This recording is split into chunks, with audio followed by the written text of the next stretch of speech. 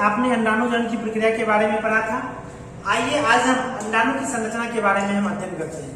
आइए देखते हैं कि अंडाणु की संरचना कैसी होती है, इनके कौन कौन से पार्ट्स होते हैं, कौन कौन से भाग होते हैं और उनके क्या कार्य होते हैं। इन तमाम बातों के बारे में आज के क्लास में हम जानेंगे। सबसे पहले आप जानते हैं कि जो अंडाणु होता है वो एक मादा युग्मक होता है। यह मादा युग्मक का प्रतिनिधित्व करता है। इतनी बातें तो आप जानते ही होंगे।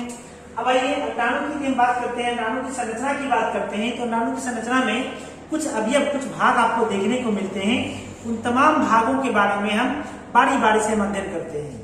जो सबसे पहला भाग है हम उसकी बात कर लेते हैं। जो सबसे आउटर मोस्ट का जो रीजन है उसको हम लोग बोलते हैं कोरोना रेडिएटा। जो सबसे बाहर की जो परतें हैं, जो बाहर का जो आवरण है उसको हम लोग बोलते हैं कोरोना रेडिएटा। क्या बोलेंगे? कोरोना रेडिएटा बोलेंगे।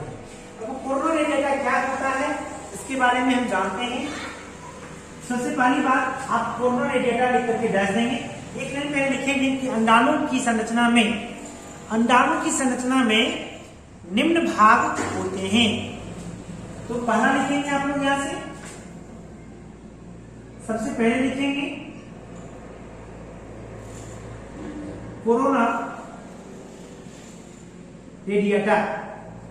अब देखिए, यदि आपने कोरोना वायरस को देखा होगा, कोरोना वायरस का डायग्राम यदि आपने कहीं देखा होगा तो आपने देखा होगा ढेर सारे स्पिक्यूल्स, कांटे संरचनाएं उसके हेड पर आपने देखा होगा, उसके चारों ओर होती है। ठीक उसी तरह की संरचनाएं यहाँ पर ओवम के चारों ओर देखने को मिल रही है। इसलिए इसका भी नाम क्या है? कोरोना है ना। यहाँ देखिएगा तो कोरोना रेडिएटा ये जो होती है सबसे बाहर की तरफ होती है। इसके बारे में लिखेंगे हम लोग यहाँ से, यह अंडाणु की सबसे बाहरी परत होती है। ध्यान रखिएगा इसके बारे में। और यह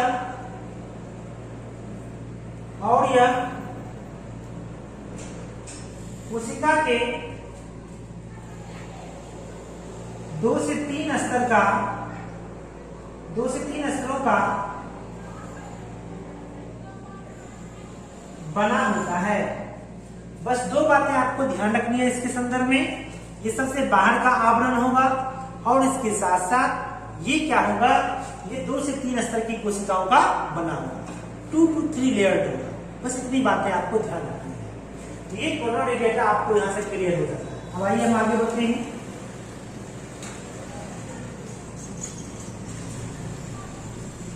सेकेंड पॉइंट के लिए हम बात कर लेते हैं। जो सेकेंड पॉइंट है उसको हम बोलते हैं जोना पैलिसिडा। ये जो फर्स्ट पॉइंट था, फर्स्ट पॉइंट यहाँ से क्लियर हो गया। अब आइए हम सेकेंड पॉइंट की बात कर लेते हैं। सेकेंड पॉइंट होता है जोना पैलिसिडा।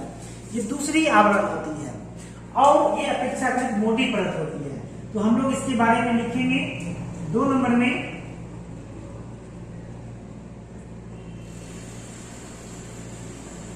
जोना पैलिसिडा लिख कर दीजिएगा। यह अपेक्षाकृत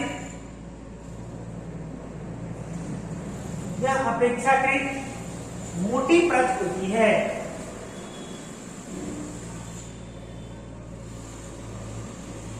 क्या लिखेंगे इसके बारे में? यह अपेक्षाकृत मोटी परत होती है और यह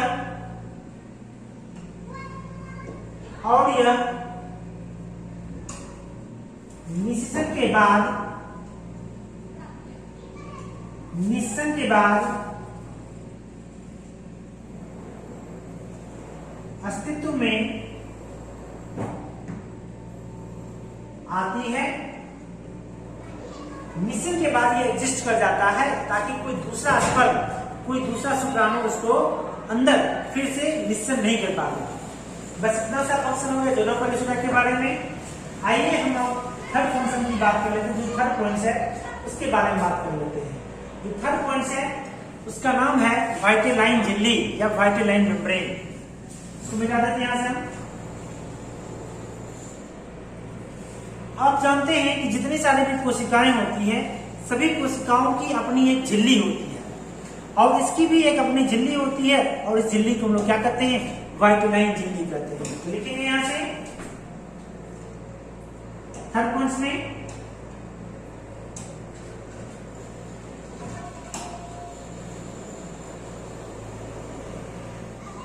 वाइटेलाइन झिल्ली या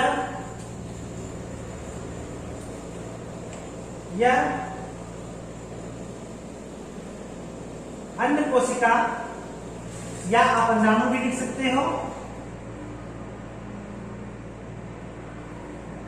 या अन्य कोशिका या अंडाणु की कोशिका झिल्ली के रूप में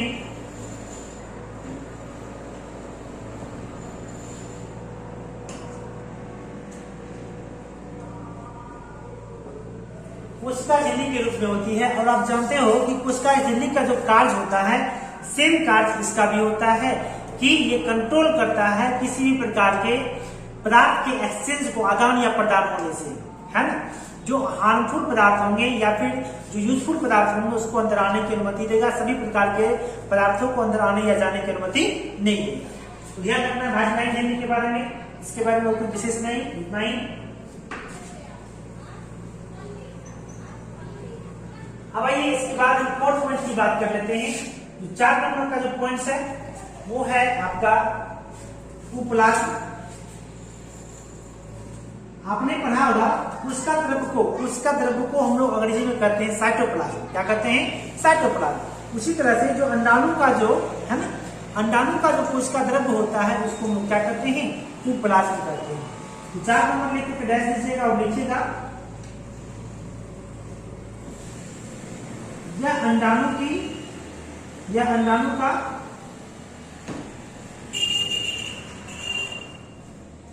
कोशिका द्रव्य होता है जो कोशिका वृद्धि में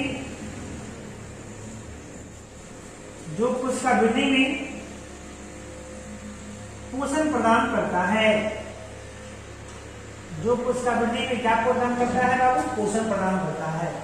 तो उपप्लाज्म के बारे में बस इतना ही। अब आइए इसके बाद की हम बात कर लेते हैं।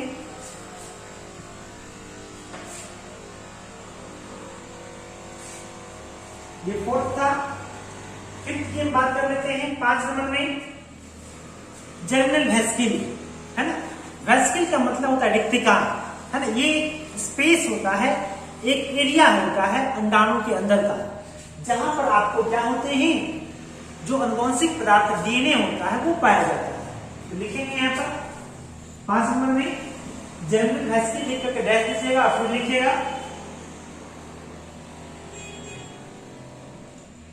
यह अंडाणु के अंदर पाए जाने वाला वेसिकल होता है, जिसमें